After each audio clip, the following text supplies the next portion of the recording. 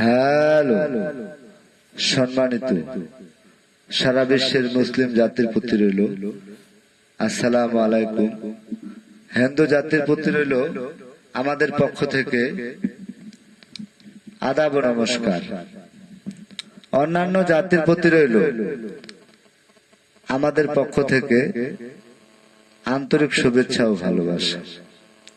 আজকে আমি যে বিষয়টি আপনাদের সামনে তুলে ধরতে যাচ্ছি সেটা হলো আমাদের কবিরাজদের ব্যাপারে কিছু কথা বলতে চাই।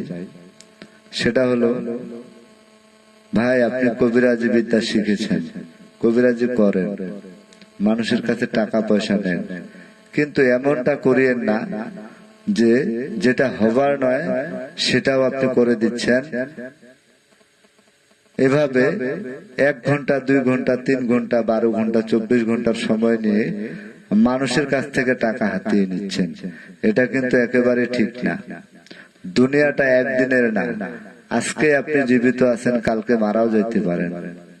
আপনি যে একজন মানুষের কাছ থেকে টাকা পয়সা নিচ্ছেন, এই যে টাকা পয়সাগুলো নিয়ে আপনি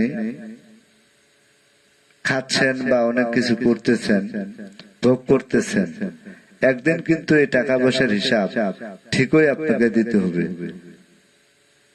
ইহকালে না দিলেও পরকালে আপনাকে সেই হিসাবটা দিতে হবে। আপনি মৃত্যুর পর একজন ব্যক্তির কিছু টাকা পয়সা খেয়েছেন, সেটা কিন্তু হাসরের ময়দানে আপনাকে ছাড়বে না, আর সেই ব্যক্তি আপনাকে মাফও করবে না। কেননা আপনি তাকে কাজের কথা বলে টাকা নিছেন, তারপরে যতটুকু সম্ভব যেভাবে সম্ভব চিট করেছেন। আপনাদের মতো 2-1 জন প্রতারকের জন্য সারা বিশ্বে, সারা বাংলায় আজকে কালো ছায়া নেমে এসেছে, কবিরাজদের নামে আধার নেমে এসেছে। কেন ভাই? আমরা কি দোষ করেছি? কর্ম করার মতো অনেক রাস্তা রয়েছে ভাই। যে যেটা কর্ম শিখেছেন সে কর্মটাই করবেন। অযথা মানুষের কাছ থেকে টাকা পয়সা নিয়ে মিথ্যা কথা বলে, কিরা কসম কেটে, পিরিতের আলাপ করে মজার মজার কথা বলে টাকা নিচ্ছেন, তারপরে এই যে চিট করতেছেন, মোবাইল নাম্বার বন্ধ অথবা ব্ল্যাক লিস্টে অথবা মোবাইলটাই বন্ধ, এটা কিন্তু ঠিক না। আপনি অনেক কবিরাজ তো প্রতারক, সেটা আছে। আমাদের কিছু কবিরাজ আমরা রয়েছি, আমি কিছু কিছু কাজ পারি, কিছু কিছু তদবির বা চিকিৎসা বা যে ভাষায় আপনি বুঝেন না কেন, যেটা পারি সেটা তো করতে পারি। কিন্তু হয়তো দেখা গেল আজকে আমি একটা কাজ পারি না, সেই কাস্টমারটা আমার কাছে এসেছে বা আমার বাড়িতে এসেছে বা আমার মোবাইলে কল দিয়ে পরামর্শ করেছে। আমি কিন্তু যেটা আমার দ্বারা সম্ভব না, আমি সরাসরি বলে দিই, ভাই আমি এই কাজটা করতে পারি না বা এটা আমার পক্ষে করা সম্ভব না, আপনি অন্য কোথাও চেষ্টা করেন।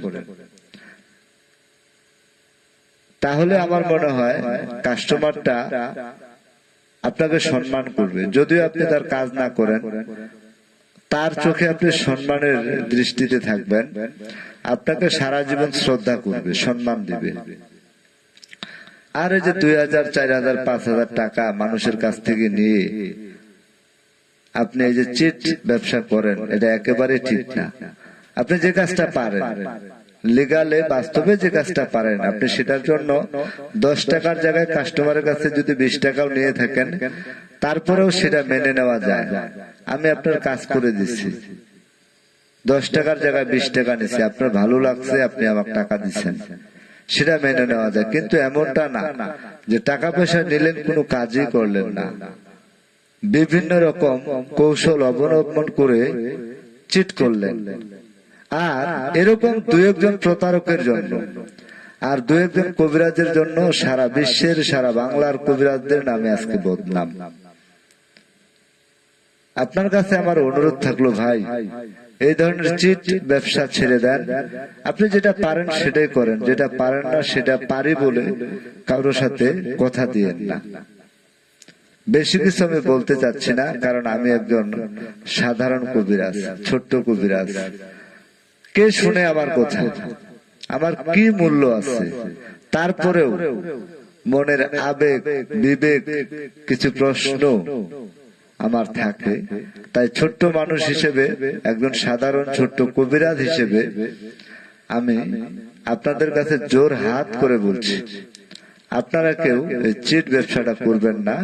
আপনি যতটুকু কর্ম শিখেছেন তার ভিতরেই থাকেন।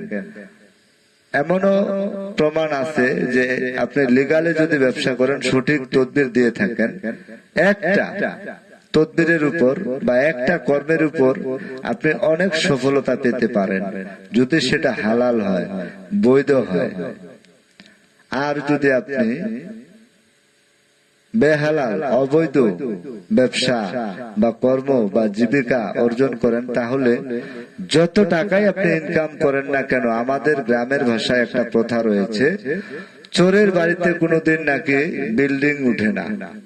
আরেকটা কথা রয়েছে, চোরের 10 দিন, গৃহস্থের 1 দিন।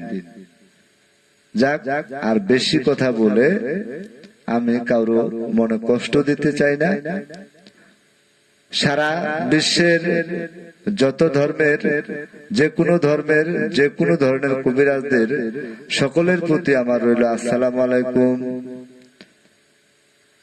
এবং সবার প্রতি আমার অনুরোধ থাকলো, আপনি নিজেও ভালো থাকুন, সুস্থ থাকুন, আরেকজনকে ভালো থাকার জন্য সহযোগিতা করুন।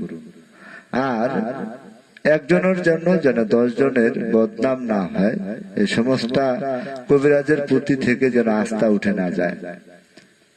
এই জন্যই আমি এত কথা বললাম। আমার কথাবার্তায়, চাল চলনে যদি কেউ আঘাত পেয়ে থাকেন, তাহলে ক্ষমার দৃষ্টিতে দেখবেন, ভুল ত্রুটি মার্জনীয়। খোদা হাফেজ।